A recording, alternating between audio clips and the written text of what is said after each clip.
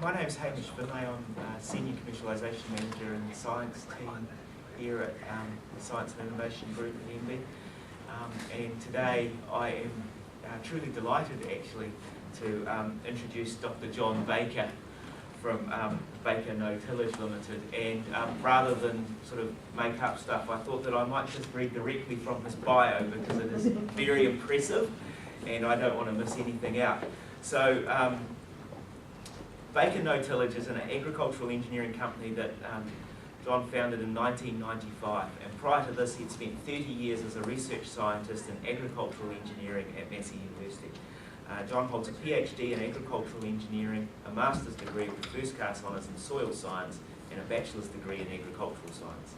He is a fellow of the Institution of Agricultural Engineers from the UK, a chartered engineer, and author of several papers and books in the area of agricultural engineering. John, you've received great recognition for your work in this area.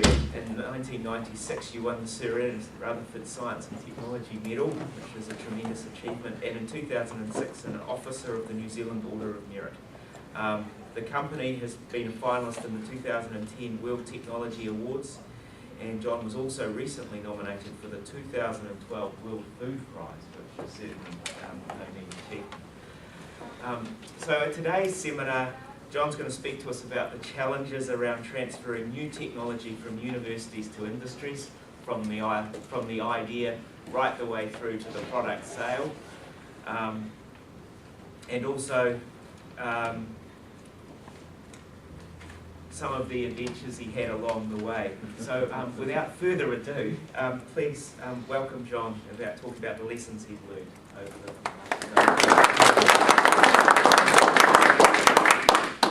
Thank you, Hamish.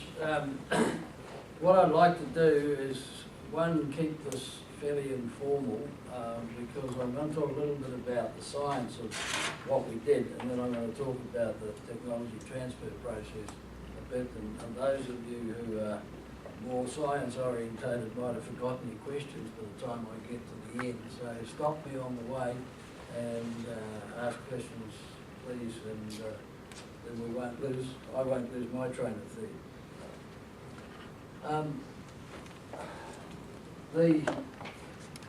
I guess the first question is, what is no-tillage, which is the topic that I got involved in. And quite simply, it's drilling agricultural seeds into soils that haven't been tilled, ploughed in any way. There's two messages that I'm hoping will come out of this. One is a science message, and the other one is if you like, a commercialisation message. But the science message for me is that while we've all been preoccupied with trying to decide whether there's more carbon in the atmosphere and the world is warming or not warming and that we're all responsible for it, the one thing we've forgotten about that is happening, and that is that we're depleting our soils of carbon. And as we deplete our soils of carbon, we actually threaten our ability to feed ourselves, and at the same time we're increasing the population of the world. And by about 2050, it's widely predicted that we'll need twice as much food as we've got now, and there's no hope in hell of ever being able to produce that on our current soils, which occupy something like 4% of the world's surface are arable soils, and the current method that we use to grow them, the method being tillage. Way back in ancient days, of course, the soil wasn't tilled, people poked holes in it and put the seed in, and that was actually a better process than ploughing. When the plough was discovered, herbicides had not been discovered, so the main attraction about ploughing was that it controlled the weeds. What they didn't know at the time was that when you plough a paddock, you're oxidising the existing carbon that's in the soil to the tune of anything from 1 to 3 tonnes per hectare of CO2 escapes on each seeding event. And the end effect is that the major cropping soils of the world have just gradually been ramping their carbon down from anything from, I think some of the prairies in the United States was 16%, but 8, 9, 10% was common, down to 2%, 0.5%, or 0 in some cases. So some of our soils have virtually no carbon in them. What we are now learning is that that carbon, of course, fed the bugs. The soil is an incredibly massive community of microorganisms, and that's what makes soil sustainable. So what we've been doing is simply mining the carbon out of the soil, and there's no doubt about that. That isn't even modelled, it's easily measurable. And the big issue is how we get it back, because if we can't get it back, we can't feed all the people. So it's the green revolution of Norman Borlaug back in the 1960s saved the world from famine then by adding some very smart genetics to some of the crops that we grew, particularly wheat. That isn't going to do it this time, apart from the fact that Norman Borlaug's dead. But it's going to have to be cultural changes. So we found ourselves in an area of incredible importance, which we didn't really know at the time. When no-tillage was first invented, it was back in the 1960s, and it came about because ICI at that time had developed the herbicide paraquat. And paraquat will kill weeds, but it virtually leaves no residue in the soil, which meant that you can immediately kill the weeds and sow the new crop seed without the new crop seed being killed by the residues of the herbicide. It wasn't a particularly good chemical, and it's also highly toxic, but about 10 years later, Roundup turned up, or better known as glyphosate, from Monsanto, and that did the same thing, but on a much broader spectrum, and is virtually, well, it's about as benign as any agricultural chemical has ever been. You can actually drink Roundup. It's not poisonous. It was a detergent, initially developed as a detergent. And that really opened the door to people doing this. What it's all about is when this crop's harvested, the residues from that crop, that is the straw and the stubble, stay there and preferably lie on the ground and decompose. And as they decompose, the soil fauna, earthworms and other microbes take the products of that decomposition into the soil, and the most important product they take in is carbon. And that's the major way in which plants recycle the carbon back into the soil. So what do? We take the grain off, which is about half of the carbon content of it. That's fine, we eat that, and then a lot of that eventually gets back. And then someone comes along with a match and burns and stuff because it's a nuisance and it gets in the way of the machinery. And that's what starts our mining, if you like, or we're ramping down with the carbon content.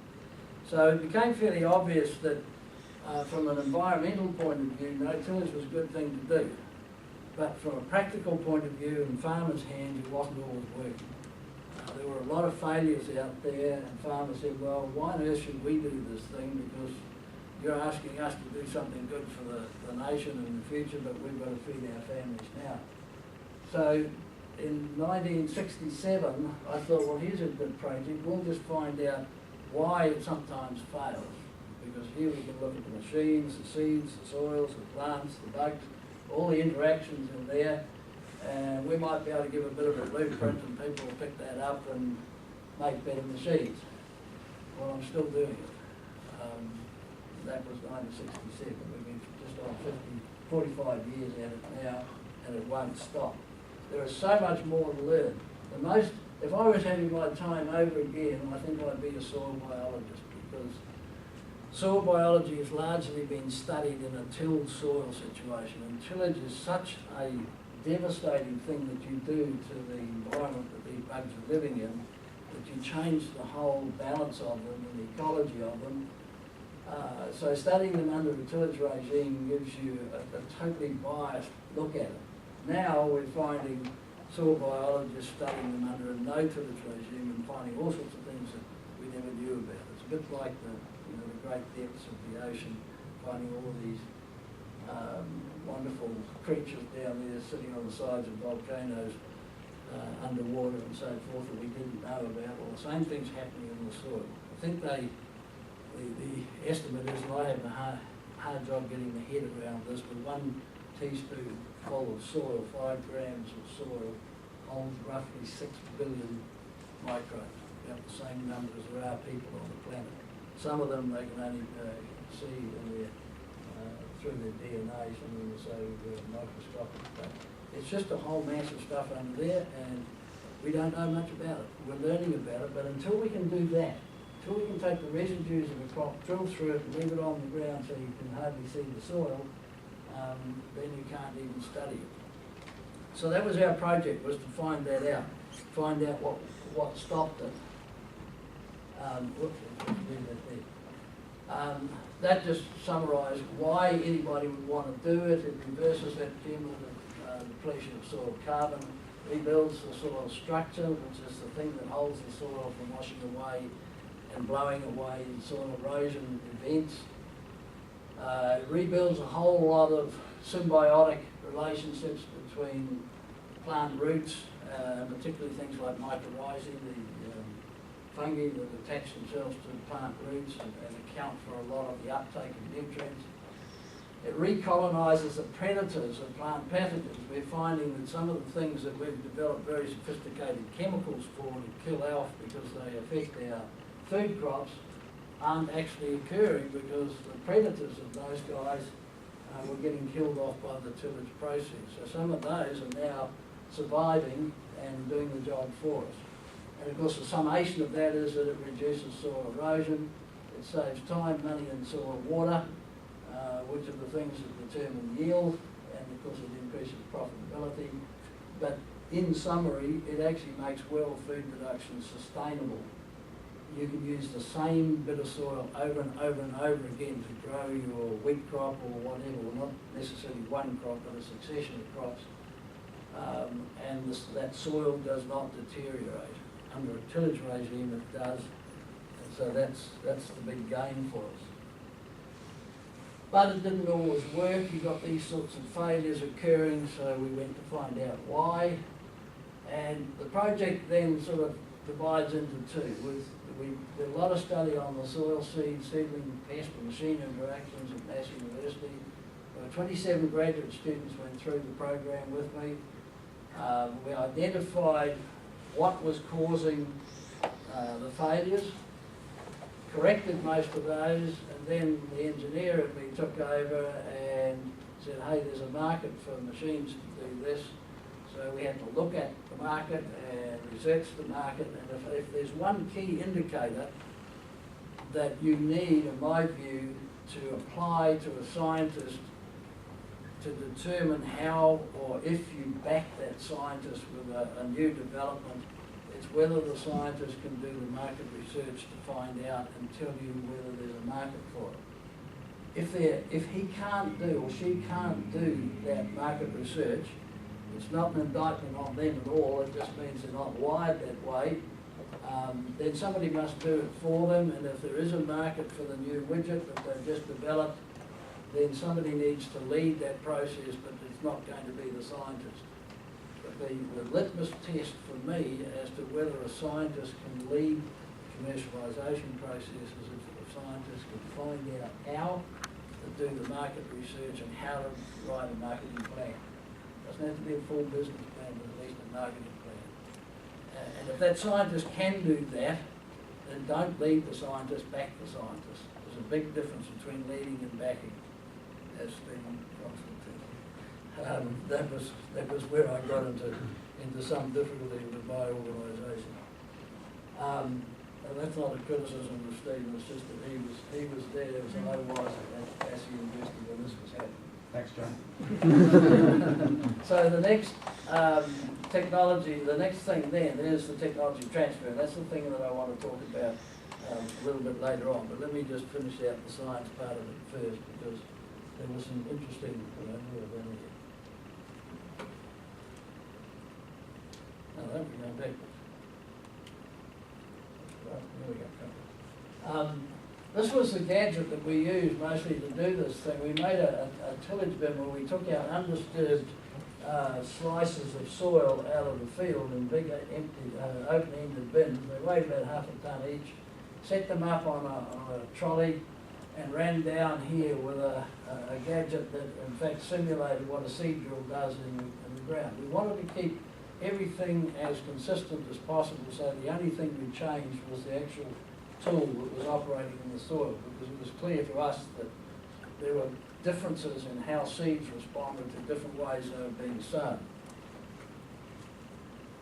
As I think I said before, there were 27 graduates went through. There's an awful lot of scientific papers came out of it, a lot of addresses to international conferences and books and TVs and all this sort of stuff and awards. So what we actually did create some interest. And I'd have to say that many people have asked me the question, what gives me the most pleasure of seeing this project actually operating in the field now, and I'm very clear on it. It's the fact that what the science said would happen in the field has happened exactly as the science said it would do so, which to me, as a scientist, said that I did the science right. I didn't kid myself.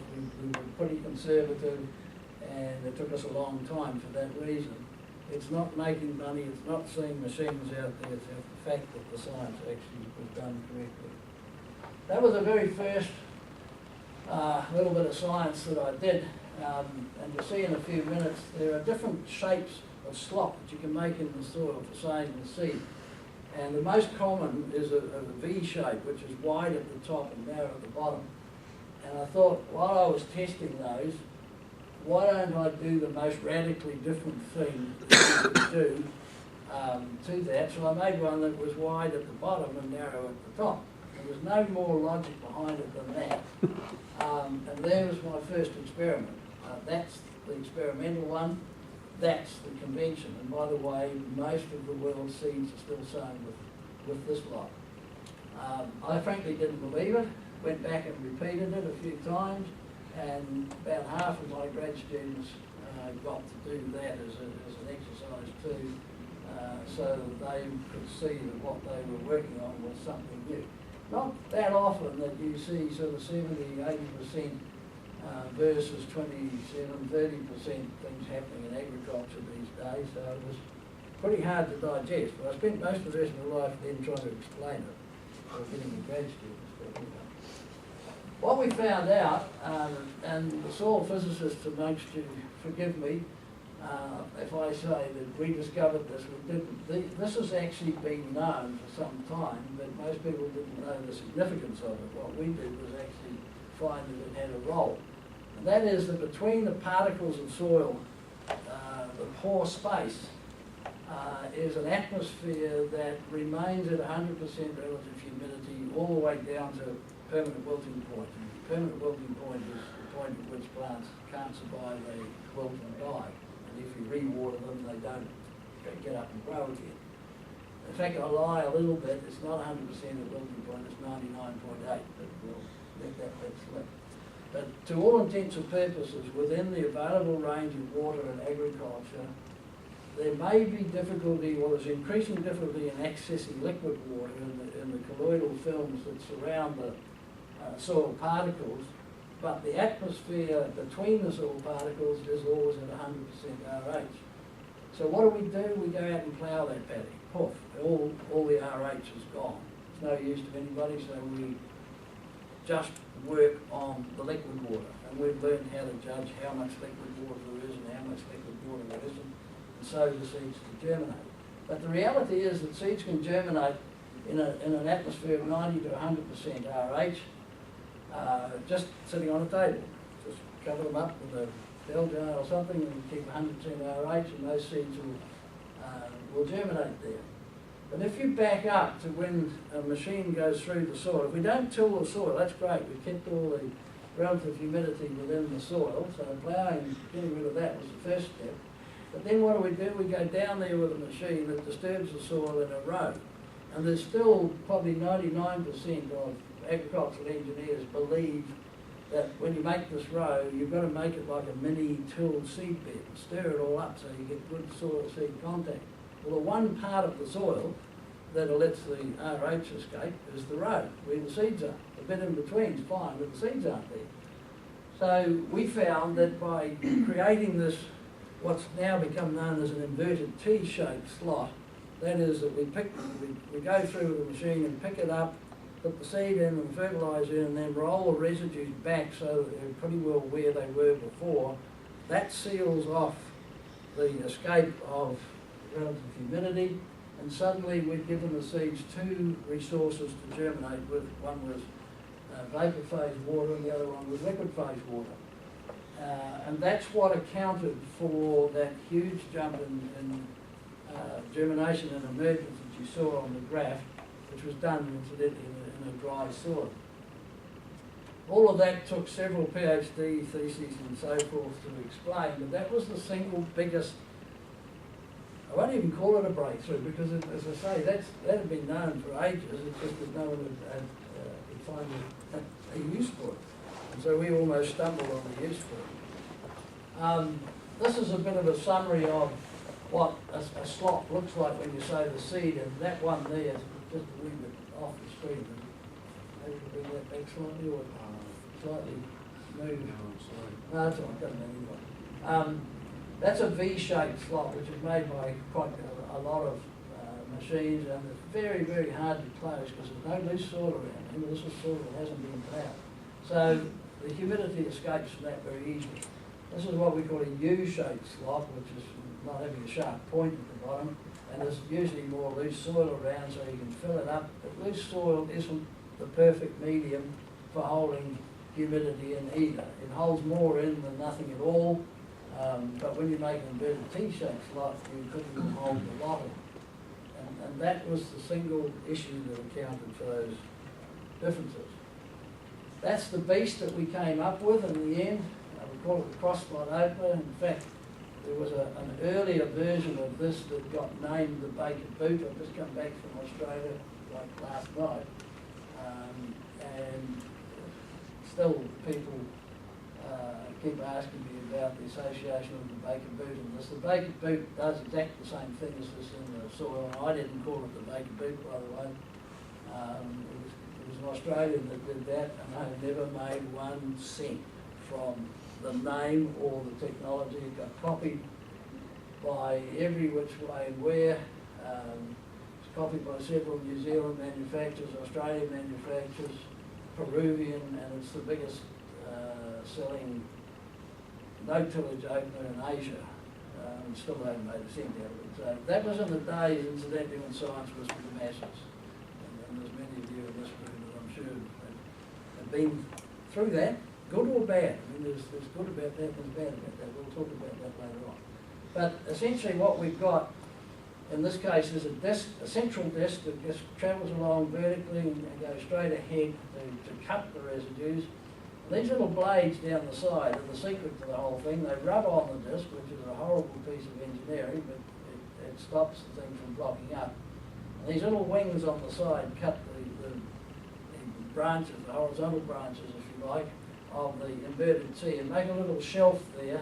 The seed sits on that shelf, and there's another identical one on the other side, and fertiliser sits on the other one. That's quite unique. There's nothing like it in the world. We've fortunately got it pretty well surrounded with patents, and we kept everybody away with those patents. Just to give you an idea of how significant it is, a short time ago we identified something like 29 critical functions that an opener in the ground for no-tillage should do. When you sum all those up and you rank them, some do some functions pretty well, others do them poorly. You give them a 1 to 5 number, and you add them all up. The possible score is 145. So these here are the 6 generic opener types that are currently used around the world, and it doesn't matter whether you understand what a narrow hoe, a wide hoe, and a sweep, and a double disc, and single disc, slanted disc is, because I dare say you're never going to come across them again. But the important thing is that one of them, the narrow hoe, gets 2/3 essentially of ticks it ticks 2/3 of the boxes that you need to tick. All the rest are hovering around 50%. Some get up to 56, but 57, but they're all hovering around the same amount. But when you put our thing into it, all of a sudden the cross-slop achieves, in fact it now achieves about 96% of those desirable functions. And when I present this at conferences, particularly in Australia, who don't like being told things by Kiwis anyway, and certainly not while the All Blacks are playing while a bit, so Kiwis are sort of not the most welcome people on stage, but I say to the audience, particularly a farmer audience, I say, well, okay, you're going to interpret that figure in two ways. One is I made up the table, and therefore it would be pretty unlikely that I wouldn't give my own technology the best tick of the whole lot. So you can believe that if you like. The other one is that we spent 30 years doing that, and if we didn't get 94% at the end of 30 years, what the hell were we doing? So I said, you choose yourself which one you believe, but at the end of the day, it is real. The failure rate with the technology is very low. Almost invariably it increases crop yield, but most importantly it's the mechanism that allows carbon to go back in the soil, and that in the long term increases crop yield. This was it got written up in a book. FAO commissioned us to write a book on it. They reckoned it was the most comprehensive summary of the interactions of the machines with the soil. This is a pretty innocuous looking photograph. It's what we call our 5-minute fallow.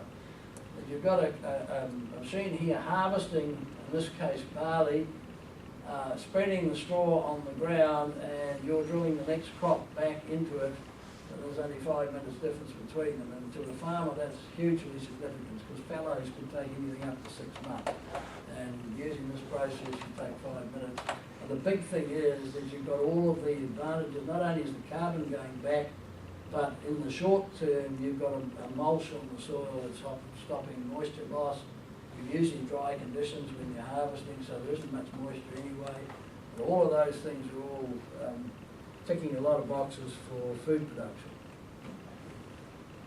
Machines that arose out of it, they range from little single row planters.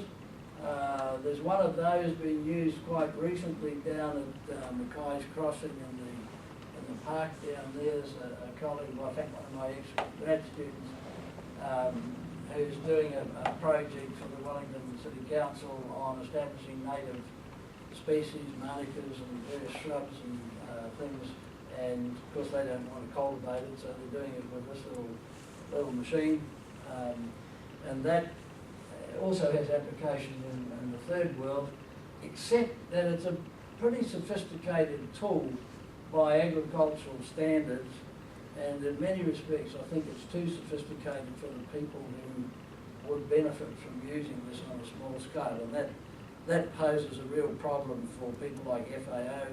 I've had a lot of discussions with FAO and say, you know, why are you supporting the use of simple, primitive tools for doing this, which you know agronomically are not going to work, but they don't cost much money?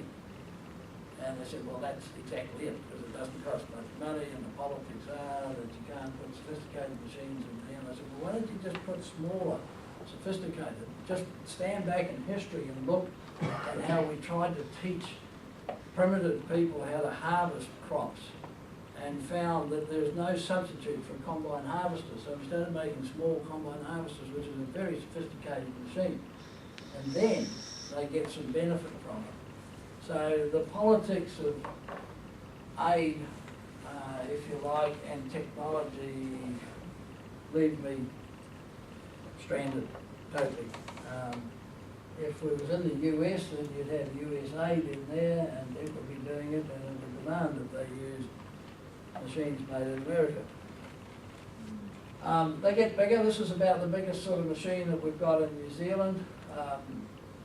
This is actually in the Manawatu. It's 4.5 metres wide. It sows in 150 millimetre rows, so that you can do pastures, forage crops, and arable crops. and then it all folds up. I think I may even have a photograph of it folded up. And in Europe, you can't have a machine go on the road that's wider than 3 metres, so we've got to squeeze it all up into a small space. But then as you get out into the major prairie countries, that's not big enough.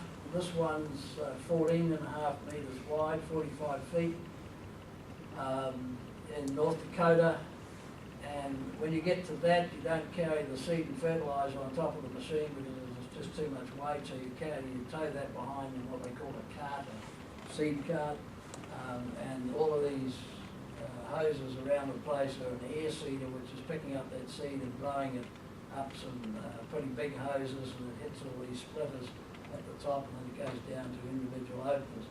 And then you do the same thing for fertiliser, so you can put both in at the same time. Roughly those sell for about $300,000 to $400,000 New Zealand dollars, so they're quite a money earner.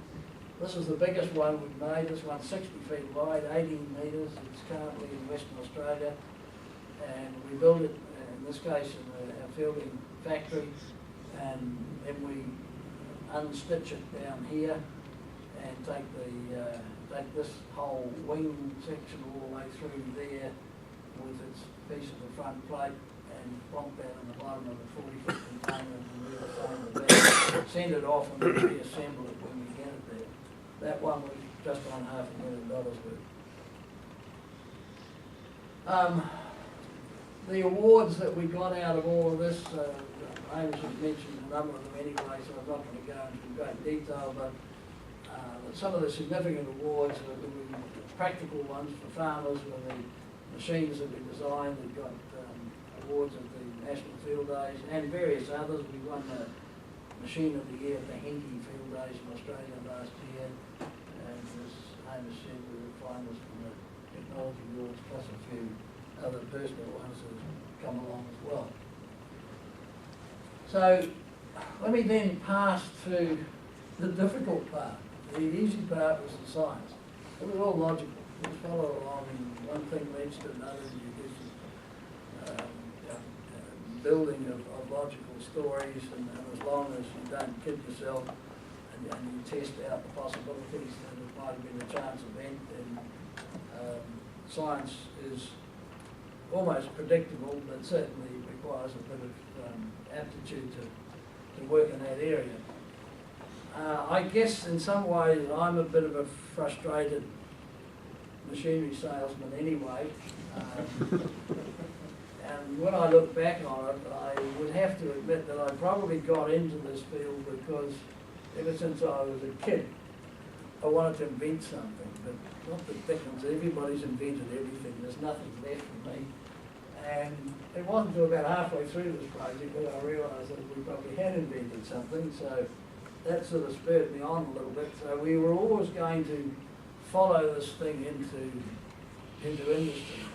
And I've got to say that the two plaudits for Massey University, the first was the particular philosophy they had on how agricultural engineering was studied was quite unique in the world. Agricultural engineering is a blend of soils, agronomy and engineering. And Massey for a long time had taken the view that to develop an agricultural machine you had to know as much about the biology as you did about the engineering. And so the agricultural machinery group was actually located in an agronomy department. It had originally grown up in the soils department, became part of agronomy, and I'm part agronomist, part engineer. So what our strength was, I think, is that all the students that came through and were hooked onto this particular project were much the same as me. A lot of them were ex-farm boys as I am, and they wanted to do their agricultural thing, and they wanted to understand what the soil and the plant wanted, and then transfer that into some engineering design. So much engineering in this field particularly is done by engineers, and so many other universities around the world, the Americans are the worst at it,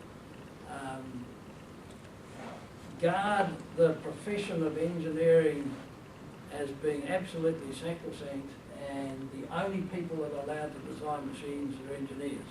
Well, if you say to an engineer, go out and design a plough, first question they'll ask you is, what's a plough?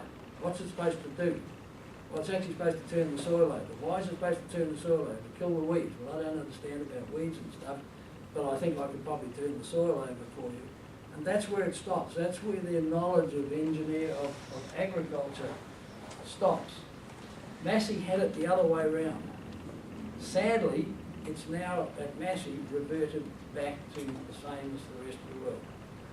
And that is a real sadness from my point of view, because there is no more agricultural machinery development coming out of Massey University, and there won't be. There hasn't been just about out of any other university. If you look around the world, the world is not littered with agricultural machines that were invented at universities. And it won't be while this division is held.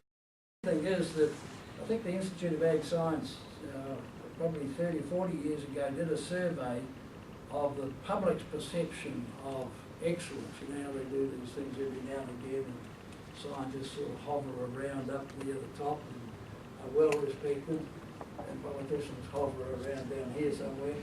But in terms of the professions, engineering was ranked up right near the top. Engineers are really clever people because they do things that most people don't understand. Agricultural scientists were ranked down the bottom here because it's only farming. It's pretty easy stuff. You just put the seed in the ground, it grows, you milk the cow, and everything comes good. But that was the public perception. So a scientist who was an agricultural engineer, not surprisingly, wanted to identify with the engineering side because that was a well-respected profession as opposed to agriculture. I didn't give a hoot about that, so I was happy to identify with agriculture. But that was one of the things that Massey did very well. And the other thing that did very well in this technology transfer thing, at least in theory, was that they had a policy where the inventor could share in the proceeds of an invention. And I think it worked, Stephen, I heard correct. One-third went to the top, a third. One-third to the university, one-third to the department, one-third to the inventor. And that was actually pretty enlightening. There aren't a lot of universities I've found around the world that do that. And it had all the right incentives. It meant that the inventor, when this thing got to the big bad thing called money, the inventor had an incentive to keep working on this thing. And the university, which of course had provided all of the resource to do this, deservedly got its share, but it didn't say, hey, this is all ours. You're into this big argument about who owns the IP. We provided all the money, it's all ours, regardless of the fact that the inventor was thinking about it when he went home and thought about it at night and woke up and scribbled stuff down on paper when he wasn't at the university. They recognised that and divided it up. And I thought that was pretty good. And the trouble is it didn't actually work that way. So what happens? Well, we first of all made the baker boot, as I've told you, which is the little simple form of this. They've all got little wings down the side. They all form inverted T-shaped slots in the ground, but they don't separate seed and fertiliser, they don't handle residues without blocking up, they don't follow the contour very well and even up to depth. There's a lot of things they didn't do, and therefore from my perspective it was going to be okay for pasture renovation, but not okay for growing arable crops like wheat and barley and maize and rice and so forth. So I sort of lost interest. I won't say I lost interest in it. What I held sacrosanct was the shape of the slop that was making the ground, because that's what produced that early on graph. But I could see that that tool alone wasn't going to get us into the big wide world of arable farming. And so what happened is that one of the manufacturers in New Zealand took that on, Aitchison's in Wanganui. It got copied by 2 or 3 other manufacturers, and it largely went out of my hands while I tried to refine that into the other beast that you saw before. You've actually seen them in the reverse order. The good about that was that that simple tool was made available to the public at no cost. As I said before, it's when science was for the masses. But there were people smart enough to earn money from it. Peter Aitchison was a classic example of that, and he built a very profitable business from selling those machines, even though everybody else did copy it. And it did achieve the one thing where most of my money came from originally was from DSIR Grasslands, what was then DSIR Grasslands. Ray Brown was then the director of Grasslands, and Ray put up money for this project because they had developed a number of new pasture species, and they're still developing them, but they wanted to get into New Zealand pastures without having to plough the ground up. So he said, well, if you can do a machine to do that, I'll feed the money. And for 9 years, DSIR were the main funders of our project, and we delivered that. That little baker boot did that job, so I'm quite happy that I ticked that one off and kept good faith with them. So that was good. The bad was, because there was no IP protection, it got copied by everybody and anybody. Therefore, we couldn't control the licensing. We never earned a cent from it, and it was copied. The ugly part of it was that when the manufacturers tried to put it into the marketplace, they modified it, and some of the original functions were lost. There were too many limitations to be used for arable crops. And it was designed around price more than anything else. We lost control of the design, and so it's got my name, but it doesn't do what I want it to do. So then we refined that to the cross-slot opener, which is the one you saw. That was now, we'd sort of grown up a little bit, and it was user pays and signs, and so we could patent it, license it exclusively. That part up to that point was pretty good, and even Stephen will feel good about that. Then it started, and it even went to the next stage, was pretty good. We actually identified a licensee in the United States, and I was on their board, and part of the deal was that I controlled, or we controlled, the university controlled, not me, the design. And that was good, and they got in and started doing the important things to get this known. They made a demo machine, made videos, made that in Hollywood, just a bundle, publicised it, politicised it. I wound up actually giving an address to the US Senate in 1989, which in itself was quite an experience, because in the next door room, I had about half a dozen people in my address, and in the next door room, Holly North was giving an address to the Senate about selling arms to the Contra deal and all the rest of it, and that has a couple of thousand people in the room. But it had got elevated to that level, and that was the good that licensee did. And the other good thing about it was that the deal that we negotiated, and you were actually part of that negotiation, the deal that we negotiated, contrary to some people's advice, was a combination of a licensing fee, a one-off licensing fee, and equity. Now, you find a lot of people saying, well, equity deals are just, you can't do equity deals. But what an equity deal does is, this is a new widget that nobody really knows how it's going to go in the marketplace. And if you try to license it on a royalty basis and a performance basis, you've got to make some guesstimates about what your expectations are that this thing's going to do in the marketplace, and you've got to penalise the licensee with these expectations. If he doesn't meet them, he's got to cough up a penalty. Well, that's not a great incentive for him to be working with you. So we did an equity deal where the university held quite a large number of shares, about 8% of a company in the United States. And that was all good. Right up to that stage, everything that happened there was good. And it also rewards the university for that sharing of the profits. Ultimately, there was a big dispute, which we'll talk about in a moment, that stuffed all this up. But later on, it all got settled when the IP was sold to a third party. And then that third party, I acquired the IP, even though I invented it, but I acquired it through a whole lot of unfortunate circumstances. But then the thing started to move when actually the inventor took control. The bad was that the company that they licensed to in good faith had a dispute within it between two shareholders that were controlling this company. One of them was a crook, the other one wasn't. The crook was actually described in the newspaper in the United States as USA's #1 share market fraudster. He saw this as a license to print money, printed some fraudulent shares for himself, tried to take control of the whole thing. Massey's response to that was to throw their hands in the air and say cancel the license, which was not a good idea because the company hadn't done anything wrong. There was two shareholders arguing about its control. I was on the board of that company, so I had a conflict of interest, but I was advising the university at that time, don't cancel the license, guys, because it's going to result in some pretty bad stuff. But anyway, they did. They overrode me. I didn't know anything about it, apparently.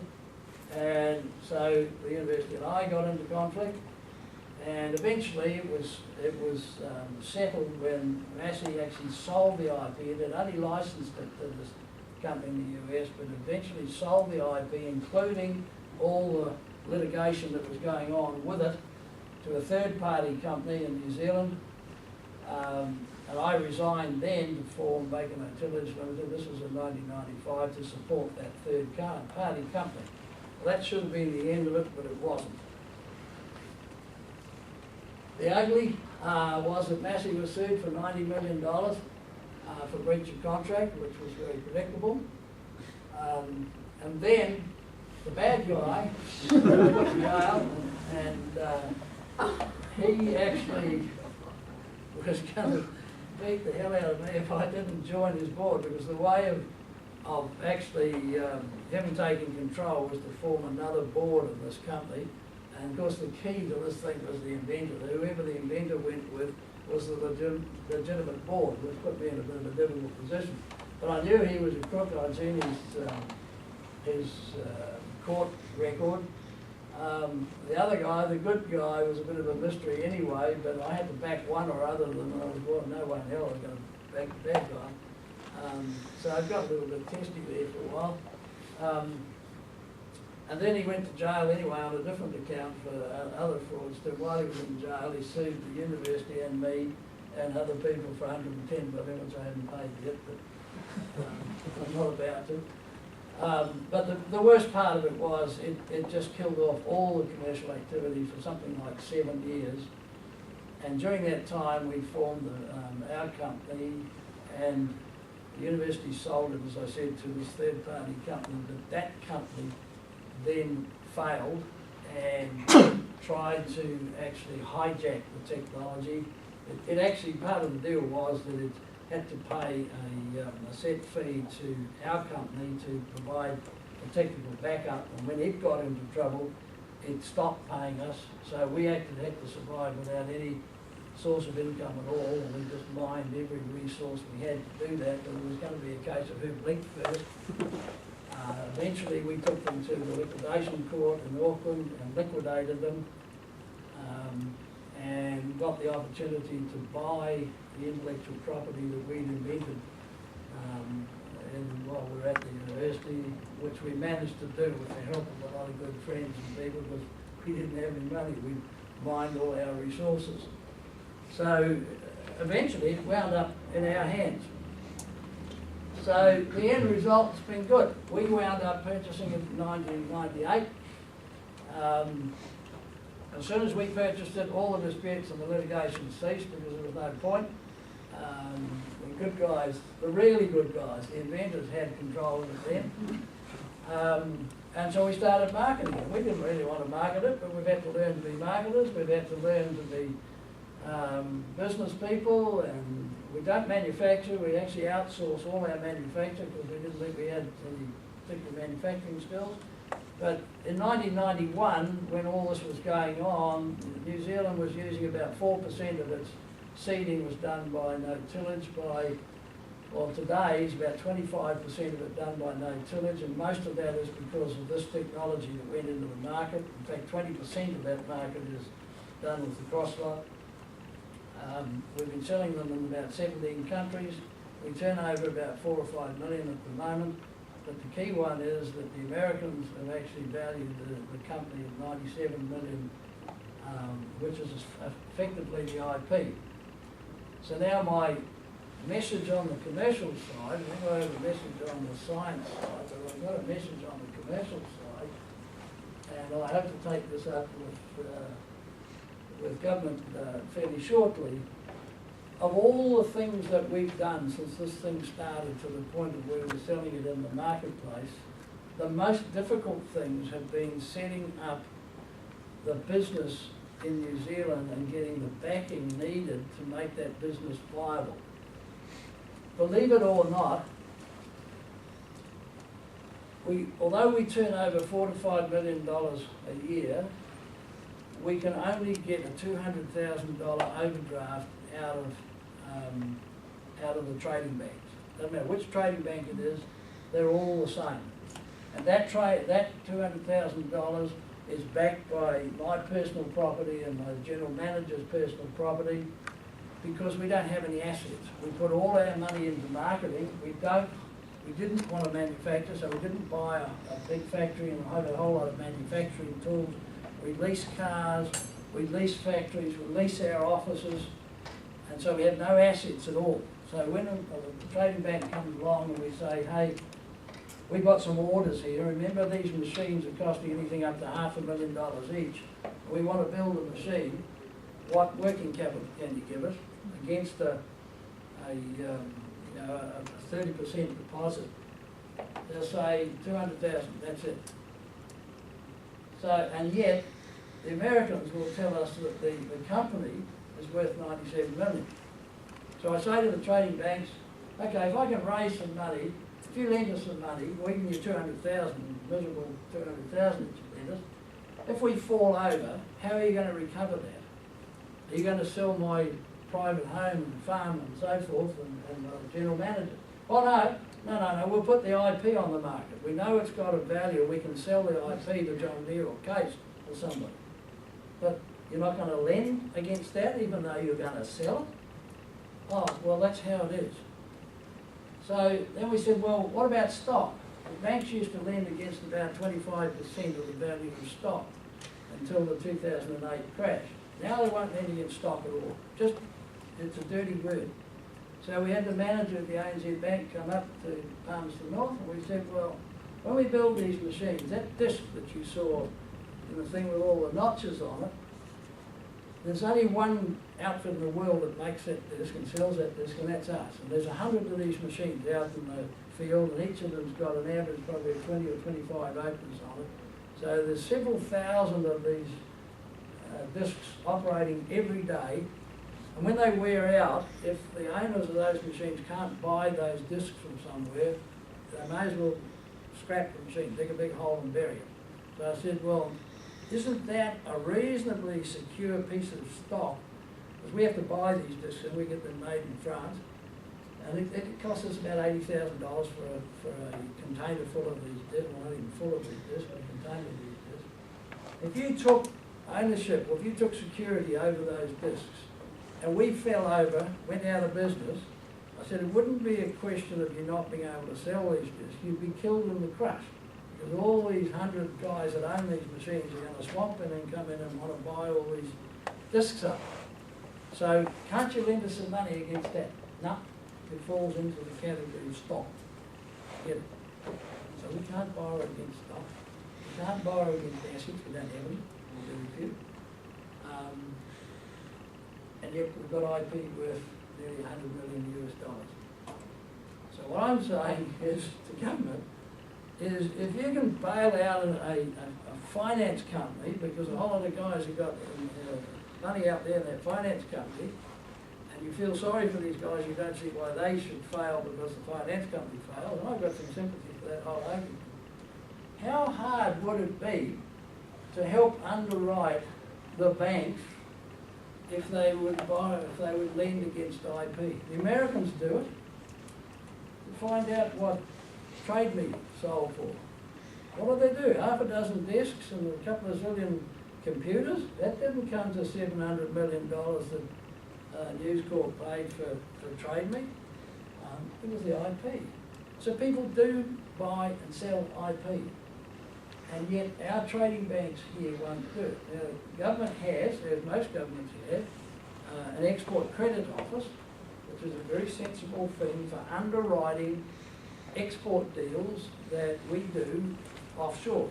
So we sell $500 million machine to a guy, and we're not sure we're going to get paid for it, so we go talk to the export credit office and they will underwrite that if the country is an approved country. So, and we pay for that, there's a percentage. So government is prepared to share some of that risk for that. There are ways and means of valuing IP, and yes, it is a bit of a guess. And it all comes right back to the very first thing that I said about the inventor being able to do his market research and know where the market is. When we had this valued in the IP in the States from the American Society of Appraisers, the guy that did the appraisal was an engineer. He spent a lot of time, and it didn't cost us a fortune, to be honest. It probably cost us about $10,000, I think it was, more than 20, for him to do the market research and find out that we had the best technology in the world. Therefore, it had a real value in their minds. Is it little wonder that America has grown its economy on the back of new widgets almost since Adam was a kid? And New Zealand is one of the best countries in the world for creating new widgets, but we really struggle to grow them out there. But we can't use the IP as part of the security. Thank you. Thank you, John. Are there any quick questions before we... John, a most interesting story. I think somebody should write a book about this. Two things that strike me. One is that Massey seemed to have made a horrible decision in its choice of American partner, and I'd like you to talk more about how that decision was made. But secondly, I think if you ask the government to underwrite your business in the way you suggest, their immediate response would be, go and talk to a private investor about doing that, because that's how the economy works. Well, then, okay, two parts of that question. I don't think Massey made a horrible decision at all. The investor that they chose, because I chose him, it was actually a good, probably to find a person like that is pretty difficult. He was a guy that had made his millions. He was about my age now, and he wanted to invest that in something that would do, we made his millions in the nuclear power industry. He wanted to invest that into something that would do good for humanity. And what he had in mind and the whole program he had was absolutely fine. It wasn't Massey's mistake. Where it came unstuck was this fraudster got in on the act as well. That was later, was it? That was later. That was after he'd done it. If Massey made a mistake, it was the reaction to the fraudster. And it was an almost panic reaction. Let's cancel the license. Well, that actually creates more problems than it solves. And that, in my view, was where they made the mistake. But everything up to that was absolutely fine. In fact, I couldn't have more praise for how Massey handled that. They saw the wisdom of an equity deal. They did the equity deal. They had equity at that stage that was valued at about 25 million. But the moment they picked the fight, and I have to say, and Steve would actually know more about this than I do, that I think the advice that they got from a lawyer firm here in Wellington was the problem. They got some real bad advice, and they were advised to pick a fight which lined the pockets of the lawyers, but it nearly killed the project, it nearly killed me, and Massey lost essentially out. The only people that gained was actually the lawyers, although I see they're not actually Massey's lawyers any longer. So maybe somebody will look up for that. You said it. We'll take one more question and then we'll any other questions. Well, what about the second part of Sorry, my what was the question? second part now? I forgot. No, you forgot it too. Hmm? Well, I can't remember what it was now. You're asking the government to do something which I think the government would say was the role of a private investor. I'm not asking the government to do something. I mean, you can't ask governments to go back in those sort of things. But the way that the Export Credit Office was put into place, you pay a fee for the government underwriting that. And I can't see that you couldn't apply almost the same rules for paying the fee for government to underwrite, just to give the banks the confidence to back intellectual property. Joseph, you Has there been any consideration of selling an equity stake in the company to raise capital? Oh yeah, I've got 60-something shareholders. We're selling it all the time. I'm back here next week talking to an investor. There'll come a limit when we don't need it. In fact, we're almost at the stage now where I would sooner sell more funding than equity. And that's mostly a control thing. Because one of the little promises I made to myself when we set up our company was that I would stay in control of this thing, because I didn't want to have that conflict between fiduciary duty to an employer and what I thought was right, and the employer thought something else was right, and I want to make the decisions, essentially. So I can only sell so much of that down before I lose control. Well, thank you very much, John. I think you've probably come with a couple of strong messages for us today to reflect upon this afternoon. I guess the first is the quality of the science that needs to go into these sort of work, and the understanding of the problem you're going to solve, and the response to a global problem, and the length of time it takes from that germ of the idea through to even to the point where it's ready for technology transfer. It was heartening to hear a positive story about technology transfer out of one of our research institutions, because we do hear a number of horror stories from time to time, but as many of them, there are many more good stories, and it's pleasing to hear one of those. The commercial message, I don't think I've ever heard of a story like this where someone has actually been physically threatened. Certainly heard of people being sued and lawyers and it all going terribly wrong and delaying the project. But I think that the other take-home message around the commercial side of the entire process of innovation, from the idea right through to product launch, that entire process of commercialisation, it's important that we have support and advice available all the way along that continuum, and don't just stop at the point where it gets into business. We need to think about the aspects that are driving business's innovation. So we're grateful for that message. So thank you very much, John. I'd like you to thank John in the usual way.